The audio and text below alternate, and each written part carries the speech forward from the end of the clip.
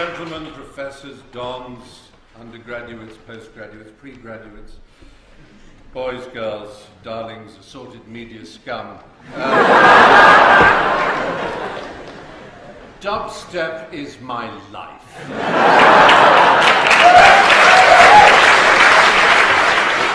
I am not here to bury popular music. I'm not here to dispraise any form of popular or dance music. As a matter of fact, and this happens to be true, and it sounds like showing off, but I have to leave early Cambridge this evening because I have an assignation this evening with an ex-Juilliard student by the name of Lady Gaga. I am, I promise you it's true, meeting her this evening. I happen to be rather an admirer of Gaga.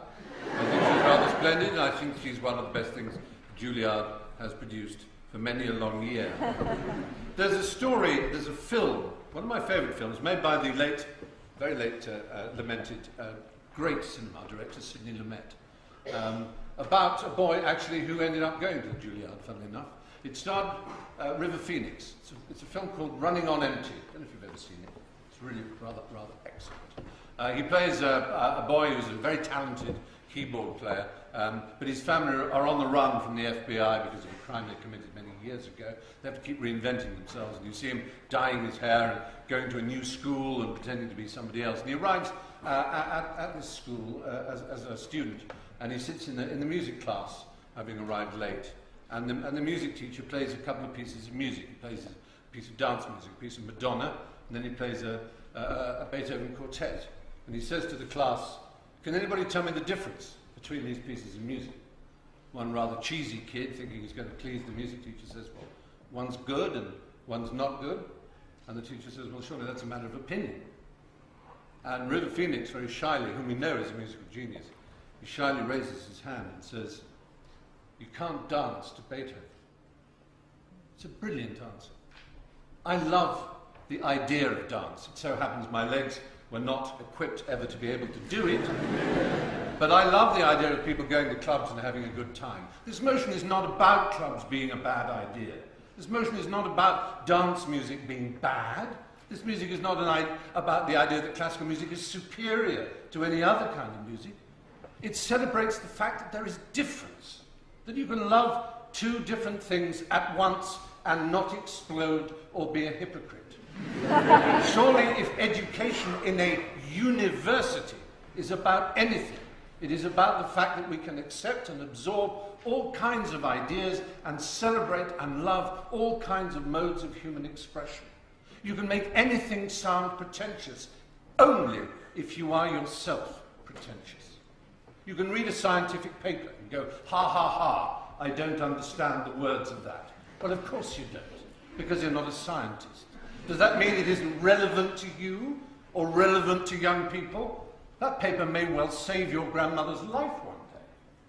The idea that you don't understand where music comes from, or that you think classical music happens to be the province of dusty, white-wigged old farts, is nothing to do with what the music is. It's a misapprehension on your part. It's a failure of imagination, and worse than that, it's snobbery.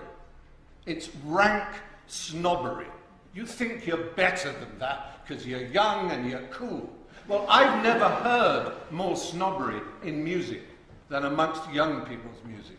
You know what it's like when you're 14 and you dare to have a party and you put music on and a 15-year-old comes on and goes, "Oh, you call that music? What shit is this? Oh, God!" And they point, and you think the band that you thought was cool, they've pointed out isn't cool.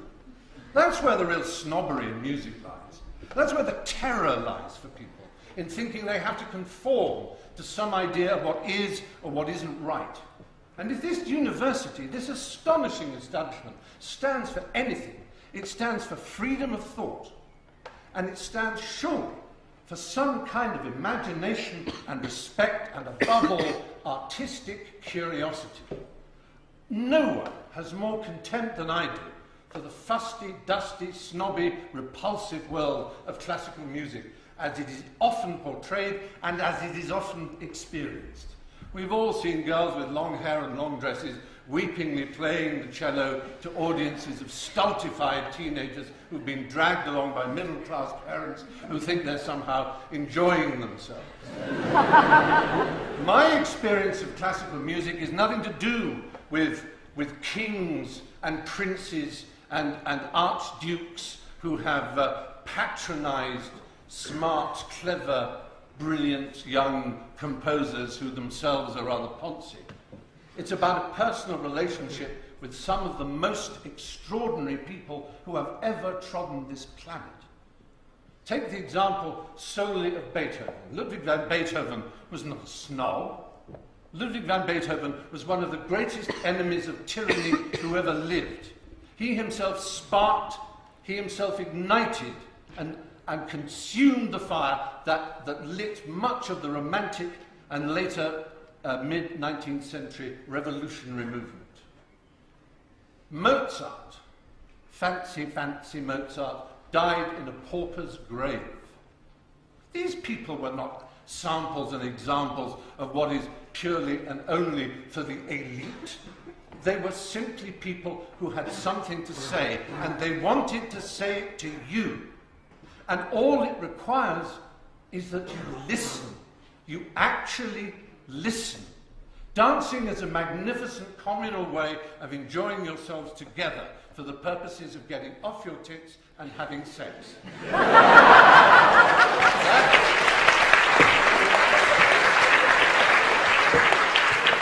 I have travelled much in the world and I have seen that to be true in all kinds of cultures, and it has been so and will always be so. That is why humans dance.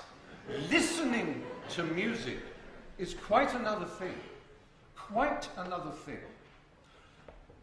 Another hero of mine, simply because of his greatness of spirit, is another one you might consider to be simply a powdered wig, and that was Georg Friedrich Händel, known to us, of course, as Handel. Handel was a rather preposterous figure in many ways.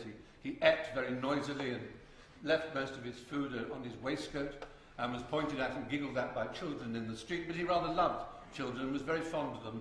At one point, his music became very unfashionable. He wrote a huge number of operas, which now are much venerated and are exceptionally beautiful.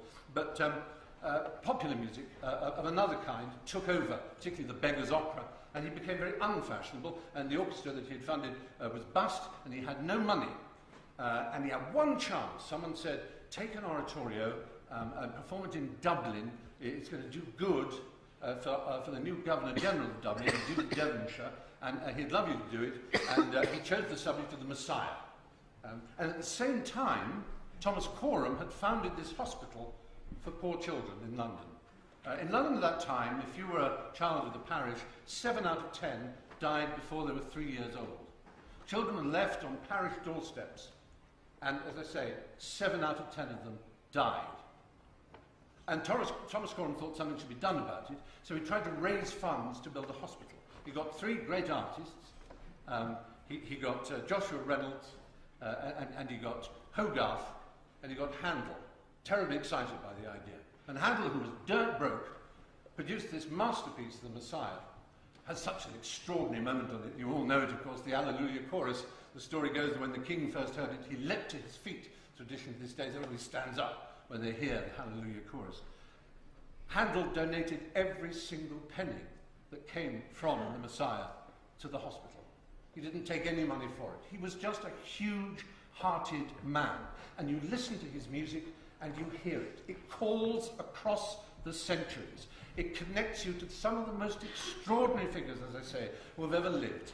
And I will end by just explaining, as if it is a technical term that somehow should terrify people, one particular element of music, which is called the concerto. Now, as you probably know, a concerto is usually a piece of music which figures a single instrument and a whole orchestra. Now, it's an odd and a sad thing that people aren't taught anymore how to listen. In a world where much comes at us at huge speed, we've all talked about it, we've all laughed about the fact that we live in a digital age where everything's fast, it means we set an even higher price on things that are slow and that are complex and beguiling and seductively difficult and take just a little bit of time to get to know, rather in the same way that a cheap prostitute is never quite as beautiful as, say, a French woman with much less makeup. You may get a very quick stiffy from a prostitute, but you get love from beauty. And a concerto... So I'll just leave you this because I would actually love you to go home and listen to any concerto along these lines. It can be a famous one like, Beethoven's Fifth, the Emperor Concerto. It can be Tchaikovsky's First Piano Concerto. It can be a violin concerto, a cello concerto, whatever you please. You don't have to listen to it like this, but it always works, and it blows your mind. A concerto is an argument between an individual and the state, between an individual and society. It is an individual voice crying out and trying to make a statement of some kind, and it's often drowned out by the orchestra, and it fights back. And the orchestra fights back, and it fights back. And the dynamic of listening to that is like nothing on earth. And are we really saying that youth, by which we don't mean you, of course, we mean the kids, the pikey, hoodie, chavvy people whom we will never know, but whom we presume to know how to feed, and whom we presume to know what's good for them? They don't deserve to hear that. They don't deserve to hear the highest calling that we can have, which is love and hope and triumph and magnificence. And all those things are apparent in that music. And if you haven't got the imagination to blow the dust off the wings, then you don't deserve any kind of music. You don't deserve, certainly, to be at the finest university in the world.